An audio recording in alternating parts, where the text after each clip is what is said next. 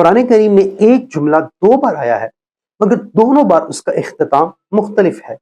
سورہ ابراہیم کے اندر ارشاد باری تعالیٰ ہے کہ وَإِن تَعُدُّوا نِعْمَةَ اللَّهِ لَا تُحْصُوهَا، اگر تم اللہ کی نعمتوں کو گننا چاہو تو گن نہیں سکو گے۔ ان الانسان لظلوم کفار، بے شک انسان بڑا ظالم اور ناشکرا ہے۔ یعنی نعمتیں بے شمار ہیں مگر دل پھر بھی شکوہ کرتا رہتا ہے، زبان وہ ناشکری کرتی رہتی ہے۔ اور دوسرے مقام پر پھر یہی جملہ سورہ نحل میں ارشاد فرمایا وَإِن تَعُدُّوا نِعْمَةَ اللَّهِ لَا تُحْصُوهَا، کہ اگر تم اللہ کی نعمتوں کو گننا چاہو تو گن نہیں سکو گے۔ ان اللہ لغفور رحیم، بے شک اللہ تعالیٰ بہت بخشنے والا اور رحم فرمانے والا ہے۔ یعنی نعمتیں بے حساب ہیں لیکن اللہ کی ذات معاف بھی کرتا ہے، وہ رحم کرنے والی ذات بھی ہے۔ اب یہاں فرق کیا ہے؟